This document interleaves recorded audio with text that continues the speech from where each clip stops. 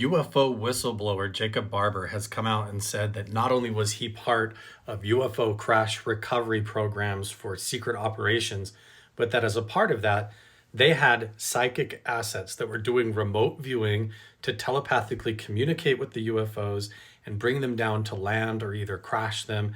And then these Delta Force and Green Beret operators would go in and capture them. And he said that along with that, also, they used technology, some kind of frequencies. And also, the telepaths would listen to audio music in certain tones and frequencies to align his consciousness. But basically, they would project sound, or they had some kind of a technology. You see these computers all laid out with sensors and everything in this video clip for Skywatcher. And there is the remote viewer doing the remote viewing experiment to try and make contact. But this whole idea of using technology to do that has origins. Now, whether you like him or not, Daryl Anka, who goes by Bashar or channels Bashar, he says that this is an interdimensional being that he is channeling and communicating through. In a recent podcast, he was asked about Skinwalker Ranch, and he says that Skinwalker Ranch could be a place of first contact because of this specific frequency. And then we're going to go down the rabbit hole. But check this out. You've mentioned that Skinwalker Ranch in Utah is a possible location for first open contact. Yes. In regards to their research there, can you tell us the origin and or purpose of the 1.6 gigahertz signal that the scientists there frequently encounter? Yes. This is a communication signal that is also of the correct frequency to open portals.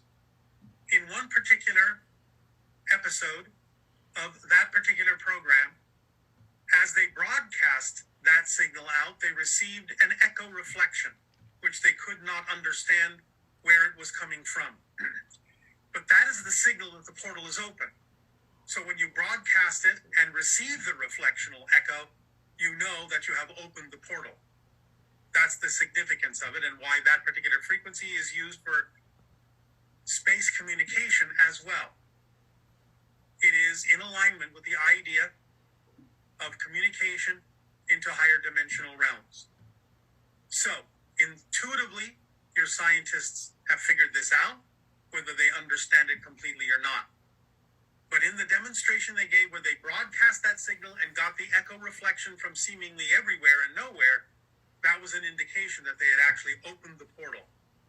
Had someone been in a position to actually walk through the portal at that moment, they would have vanished. So I've been to Skinwalker Ranch and the headquarters and inside the headquarters a few different times, and then done a lot of research around that whole region, including ancient petroglyphs and stuff like that. I may have even handled some of the metamaterials allegedly inside the headquarters there. But even with the team out exploring for petroglyphs and all that kind of stuff on the ranch, and in our conversations as a team doing all of this, there has been a lot of talk about these frequencies and searching the electromagnetic field, the electromagnetic spectrum for these types of anomalies and gamma radiation and all kinds of stuff like that. In our research, we've gone out all over the place to look for these types of anomalies. And as a part of my independent research working with the Skinwalker Ranch team, I made friends with the whistleblower, and we uncovered this other property in Nevada that Robert Bigelow also owned at the exact same time as owning Skinwalker Ranch before Brandon Fugel. And there's a picture that was given to us with him, Jacques Vallée, Hal Puthoff, and scientist Dr. Tim Ryan. Those of you that know who all of these are, this is pretty mind-blowing to see all of these guys together at this specific spot in 1996. So this is like another Skinwalker Ranch. And part of the discoveries that we made there are connected directly to the research at Skinwalker Ranch. So this is Brandon Fugel, Eric Bard, Eric Davis, and Hal Puthoff. These are the who's who behind UFO disclosure and a whole lot of the science and the research that Bashar is talking about in that interview. And so part of the thing that we did was I started looking into the background, the science, and the patents behind each of these scientists and researchers that were at Mount Wilson and Skinwalker. And Tim Ryan was really big into this ultra low frequency, almost this noise cancellation, ground penetrating radar technology. And he had a lot of funding into that research and technology. So what we did was we found some of Bob Bigelow's old equipment, and then we started looking at all these photographs, and we realized there were some of these photos where the scientific team had appeared to have these overhead satellite images of something underground.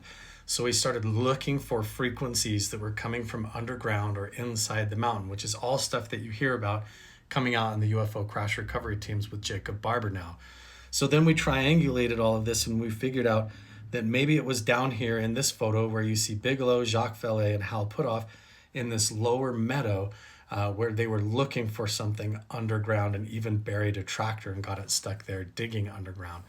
So what we did was we found some of Bigelow's old equipment up there, and we formed a team with the group at Skinwalker Ranch, and we did a whole spin-off TV show called Beyond Skinwalker Ranch. And we filmed 2 whole seasons. We even went and replicated some research with Chris Bledsoe and other people, just like we did in Nevada here with EEGs. But then ultimately, we formed a team, and they brought in advanced equipment, and we paired it up with the old Bigelow equipment, and we explored this ultra low spectrum. And we discovered that 1.6 gigahertz range, and we found that echo, that resonance, that sympathetic resonance. And it was so fascinating because we set up all this equipment. We started to project this ultra low frequency out into the atmosphere and into the ground. And whatever was buried underground actually duplicated and copied our signal and then resonated it back to us. And then when we tried to change the signal sometimes, before we could even touch the iPad and the controls to change the signal, it would change to the signal we were thinking about, like whatever was underground could read our minds. It messed up our GPS. It did a whole bunch of stuff. It was really crazy. Check out this next part too. After breaking for the day, the team gathers in the Mount Wilson Ranch saloon to analyze the Lower Meadow results and plan their next move. All right, fellas, well, welcome back to the table. So what the heck is going on out here? That's all I can say. So, we got good data, but it's the weirdest thing. The Lower Meadow, we use the EM34, and it's just an analog instrument. It just gives us a number, no pretty pictures, but it will reach 50 feet, 100 feet, and 200 feet. Okay. So we're reading conductivity, the conductivity of the soil. Yeah, and we did 4 lines, okay, at each depth.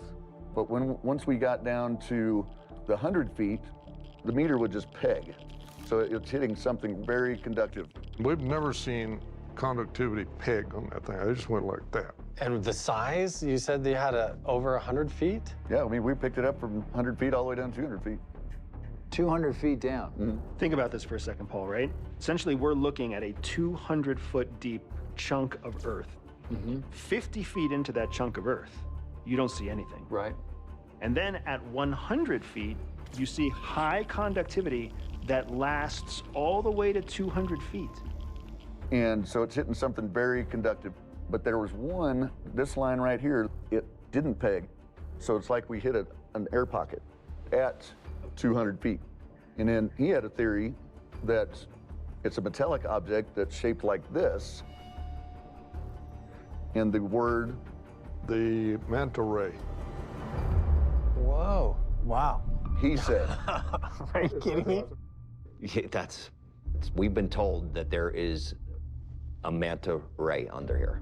A manta ray, Exact. The shape of a manta ray, but being a craft. Yeah. Wow. Well, that's really funny, because I had never heard that term, but me, I've just imagined something like that, and it came to me that it looked like a manta ray That's going through the amazing. water. Yeah.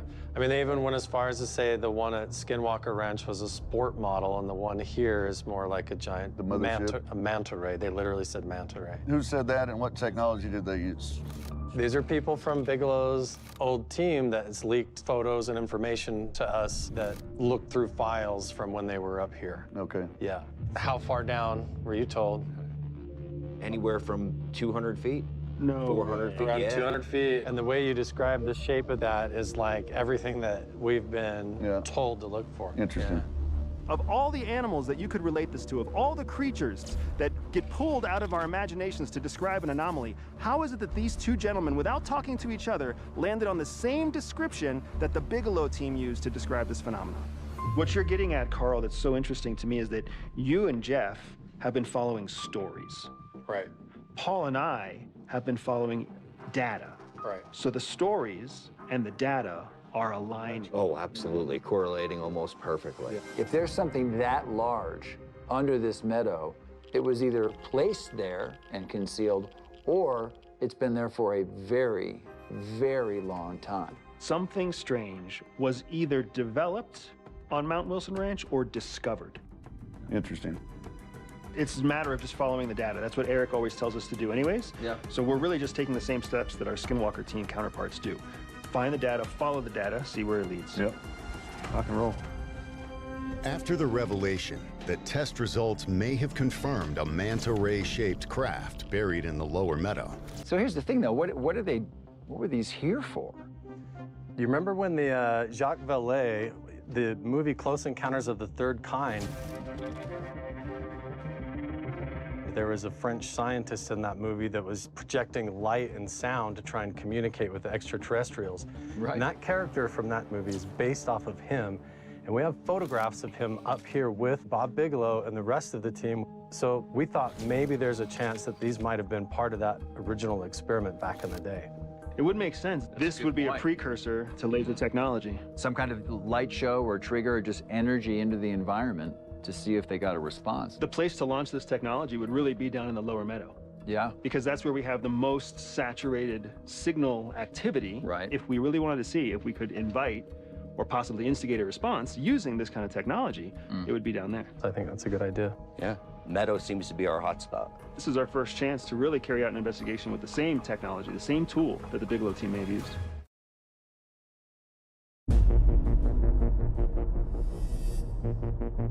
This is a beast. Yeah. I can't All right, here we believe you go. guys got this Yep, we tuned got it. up. for their next experiment at Mount Wilson, the team is going to use an old-school video projector left behind at the ranch by Robert Bigelow. They'll project light patterns onto a cabin on the edge of the lower meadow to see if they can elicit a response from the possible alien craft that might be buried 200 feet below them. Let's see what happens if we fire up Bigelow's old projector and add that energy to this environment. Rock and roll. On Skinwalker Ranch, the teams conducted several light-based experiments to stimulate anomalies, Holy cow, look at that. which resulted in a correlating UAP sighting in 2021. Oh, back, you see this? Yeah. What the crap is that? Unbelievable. And in previous investigations, Andy and Paul conducted similar experiments that seemed to trigger unusual readings on their radio frequency spectrum analyzer, and also coincided with orb appearances. Right there. There it is. Look at that. Look at that. Look at that. Look at that. What is that? This is a UAP. There's no question about it. Now, the team will use their modern tech to measure whether stimulating the lower meadow with Bigelow's old equipment will trigger a response. So we have a hell of a setup tonight. We've got 2 different generations of thermal cameras that are set on the front of this house. We've got UFO DAPs. That's these 2 AI eyes in the sky. They'll scan anything that might fly over, so if there's a UAP, UFO, we might catch it. Correct. We've also got our spectrum analyzer going. That's going to give us a really strong idea of what's going on in the radio spectrum, as well as the ability to track FAA and satellites overhead to rule out any false positive hits that we see from potential sightings in the sky. As soon as the sun goes down, we'll get the show started. Let's do it.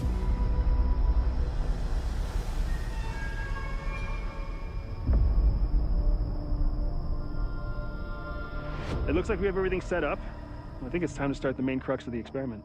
Jeff, you want to fire up the projector? Let's put power to it. I'm going to turn on our spectrum analyzer as well, get a sense of baseline, monitoring 1.611 to start. What device is that coming in on, Andy? Our spectrum analyzer right here is picking up through this antenna. Gotcha. You guys ready? Ready? Yep. All right, here we go.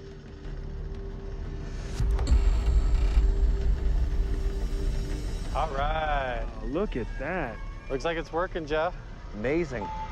So this piece of 50-year-old tech, and now we've got to roll in some test patterns here, and we'll just see what it does. Yeah, no changes on the FLIR. Let me scroll through the spectrum just so we can get a sense of baseline here. Super quiet, huh? And the higher end of the spectrum is still steady too. Let me go ahead and jump down to our low frequency areas. Okay. While sending out light patterns from Bigelow's old projector to provoke a response, and not seeing any strange activity in the Earth to space 1.6 gigahertz frequency range, Andy decides to scan the lower frequencies on the spectrum analyzer. So here is what it looks like, very, very low frequency. What are these? Whoa. Oh, already? Yeah. As soon as you turn on the projector, we saw a wide spectrum response here. We're seeing frequencies that have some sort of overlap with visual cues. And look at this. In such a low frequency band, man. What could that be? I don't know. I don't know the answer to that. What I do know is that this intensity zone is a zone that we can respond back on. Play back? Yeah, because we have a tone generator, and we can use the tone generator to play back the exact same frequency in a tone. After detecting a significant incoming signal in an ultra-low frequency zone, the team decides to call an audible and use their tone generator to respond by broadcasting a sound. Let me see if I can find the peak so we can try and get as close as possible. Looks like this is at 68. Since ultra-low frequencies are used to communicate long distances that can travel thousands of miles through the Earth, then sending a signal on the same low frequency may be the best way to communicate with whatever might be buried 200 feet below them.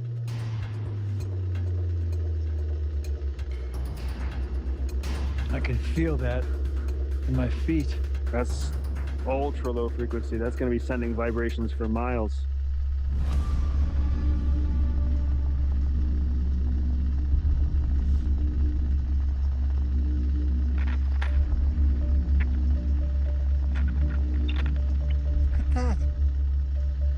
What is going on there?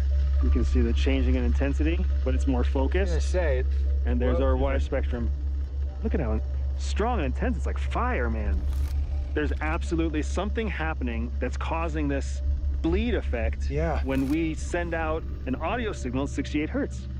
Shown as a widening of the graphic display on a spectrum analyzer, the bleed effect means the team is receiving an intense communication signal.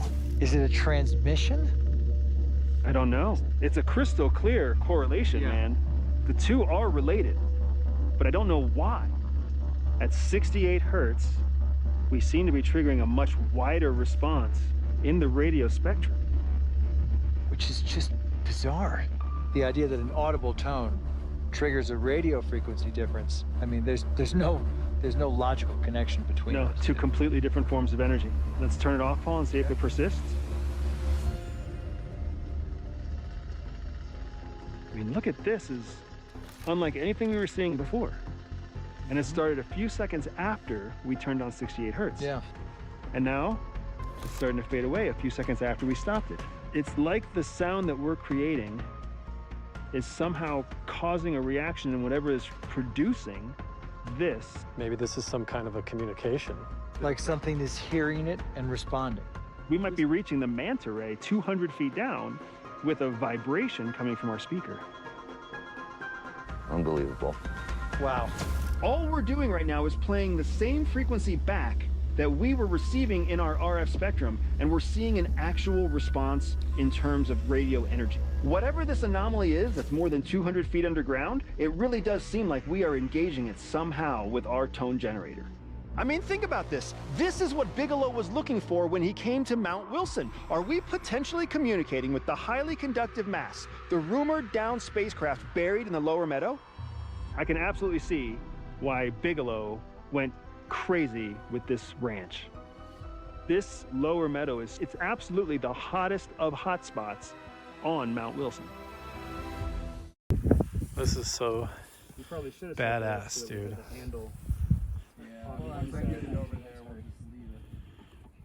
Yeah, you're looking good, Paul. Okay. Right, there's the meadow and there. And the flare looks good. It does. It looks so awesome. Great.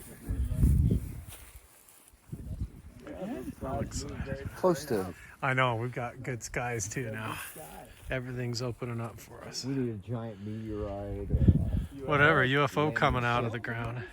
Feel the vibration. Get this thing coming up. Get the manta ray phasing up out here. Sean riding it. What's that movie with the guy riding the rocket? Yeah, everybody jokes now. Wait till it happens.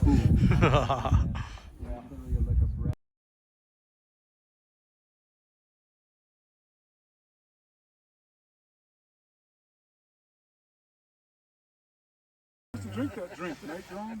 Wait, night train. Never mind. Yeah, give me the night train. So we got that signal. Look at that one.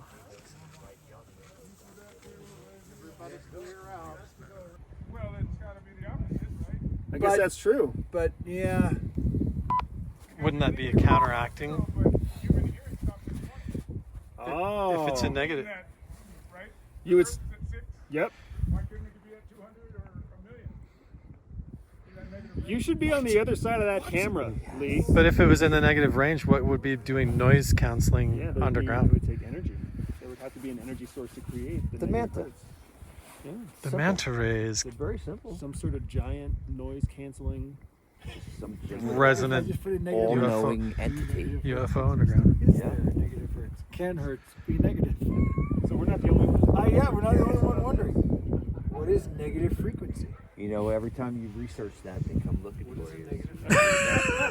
They do. Don't be messing with the negative We hertz. finished the shot. We're just getting the drone shot, but we're still puzzled about the noise canceling giant, UFO. highly ferrous arrowhead under the ground here. What the hell? Super quiet, huh? And the higher end of the spectrum is still steady too. Let me go ahead and jump down to our low frequency areas. Okay. While sending out light patterns from Bigelow's old projector to provoke a response, and not seeing any strange activity in the Earth to space 1.6 gigahertz frequency range, Andy decides to scan the lower frequencies on the spectrum analyzer. So here is what it looks like, very, very low frequency. What are these? Whoa. Oh, already. Yeah. As soon as you turn on the projector, we saw a wide spectrum response here. We're seeing frequencies that have some sort of overlap with visual cues. And look at this. In such a low frequency band, man. What could that be? I don't know. I don't know the answer to that. What I do know is that this intensity zone is a zone that we can respond back on. Play back? Yeah, because we have a tone generator, and we can use a tone generator to play back the exact same frequency in a tone. Ultra low frequency below zero, so it's like noise canceling. Something is noise canceling under the meadow. We don't know what though. So they gotta take this back to Skinwalker and we will find out. Yeah, if I can, that's the problem. Hold the 5D dots. Still pretty crazy to try and wrap my head around all this, how last night we projected the old Bigelow, Jacques Vallée, or whatever projectors that we found onto the settler's cabin while pumping frequencies and ultra low frequencies down into the lower meadow. And we got a response. Something giant and metallic buried like over 100 to 200 feet underground right here below where I'm standing, out here between the settler's cabin, the lower meadow, and Mount Wilson, is a giant metal, highly ferrous arrowhead or manta ray shaped something that is resonating like a bell. And not only that, it is responding and answering us when we send it in ultra low frequency. It responds and changes and resonates back with a subtle delay. Like it takes time to hear us and then it comes back and answers us. Almost, it's so interesting. But not only that, even more fascinating, we had incidents where right before Andy would adjust the tone to project out onto the lower meadow, whatever was underground would preemptively adjust and start sending that signal back, and we could see the bandwidth of the frequency change, so it would start to resonate and talk to us before we even adjusted or touched the iPad to adjust the signal. So it's almost like whatever's underground here could preemptively read our thoughts, like precognition, or knew what we were about to do and anticipated us, and then would go hi, and it would like send us a signal that we could then, you know, catch that signal and transmit back. So everything that we've been doing is starting to add up, and it's not just us, it's not just me and Jeff with our amateur gear, but it's all of you guys. It's the support of everyone from the Patreon Inner Circles and the History Channel and the crew coming up here and bringing all their investment and equipment to tell the story and to help us get answers and to see if it correlates back to Skinwalker Ranch. And hopefully this new information about ultra low frequencies down below zero, like noise canceling headphones range. Well, it's great to be back with you guys, and we are anxious to hear what happened at the mysterious Mount Wilson Ranch. Yeah, absolutely. So let me start first at the collapsed area. We did excavate in that site. This is some of the first stuff that we discovered. Those are railroad rails. Yep. High tension cables. We saw military vehicles. I mean, we pulled out such a huge volume. You know, there was a massive pile of debris. There was so much buried so deep that we simply couldn't reach it with an excavator anymore. So in addition to excavating, we brought in a drill. When we drove the drill, fully functioning drill, into the actual tunnel entrance itself, and we started drilling, it started to have catastrophic failure within the electronic system, to the point where the drill operator wanted to leave the tunnel site. Yeah, almost a complete breakdown. Let me guess. He's been using this equipment for a long time, never encountered these issues? Never seen it before. So both of those things are true, and it is a brand new machine, recently produced. Better yet. We've had that exact same circumstance play out here at Skinwalker Ranch over and over, year after year, literally blocking our progress. Anything show up that could possibly account for the malfunctions? Nothing that we could identify, but there was something that occurred that we also wanted to dig into and share with you. We had the opportunity to collect drone-based magnetometer data in the lower meadow specifically, and we started to have drone malfunctions.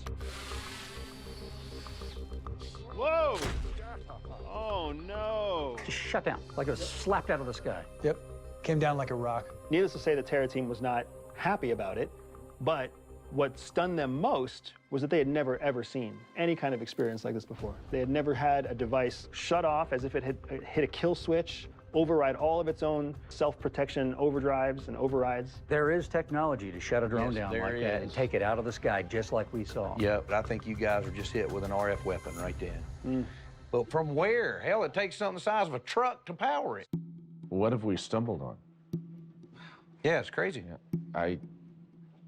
So there was one event in the lower meadow that I want to share with you. Instead of trying to go more high-tech, we tried to go back to more analog, reliable tech using a tool called the EM34, which is a conductivity meter that gives us a chance to look deep underground, between 100 and 200 feet underground. So it's a very indirect form of imaging, but it's simple, it's elegant. Simple, old school, and reliable is the key, especially when we've seen the weirdness, whatever the high strangeness phenomena, affect modern equipment. Yeah. And in that survey, what we found is that there is some kind of highly conductive mass with a unique shape from between 1 and 200 feet underground. When we were passing under here, when we were over here, we were hitting metal, but we were passing under the object, and the word... The manta ray. Whoa. He said. Are you kidding me? Yeah, we've been told that there is a manta ray under here. Exact shape of a manta ray, but being a craft. Yeah. A manta ray. They literally said manta ray. Who said that, and what technology did they use? These are people from Bigelow's team that has leaked information to us that looked through files from when they were up here. Are you kidding? Right. That is such a remarkable coincidence. What's incredible is that we had just learned about it. It just sort of just all came together. Y'all didn't front load him with that. No, that came out of absolute nowhere. Jeff and Carl didn't know why it had that nickname. We had never heard that before until this exact investigation.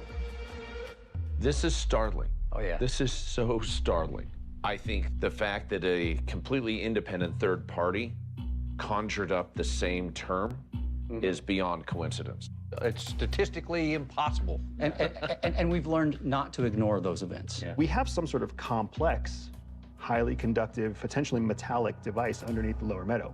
Our next question became, can we find some way to provoke a response or instigate a reaction from that device? So we executed an experiment using projectors that we found on site, projectors that were from the Bigelow era, and actually try to replicate the sort of experimentation that the Bigelow team would have used when they were here on the ranch. And we are on top of whatever that is that's buried under the lower meadow. During that projection, we identified an ultra-low frequency that was emanating from the area, 68 hertz. We took that, turned it around, and put it back into the environment by projecting it out of our own tone generator. When we did that, we actually saw a change in the RF spectrum where the original signal seemed to intensify. So it's almost as if you're getting a response. There is an answer, if you will, coming back. That's what it felt like we were doing. We're putting out something and we're getting something back. It really does look like some type of communication. Wow. It makes me think that there's still an experiment going on, something's left on, somehow you stimulated it. We're seeing the same type of unexplainable readings. You take all of the equipment malfunctions, the failures, even the high strangeness, and I think we're on the verge of getting answers for the first time. Well, we certainly have data we've never had. I cannot believe that there wasn't more things like black SUVs and helicopters showing up. Bigelow knew there was something buried out there, so what did he know was there, and why did he leave it? Who or what came to Bigelow and told him to get the hell out of there?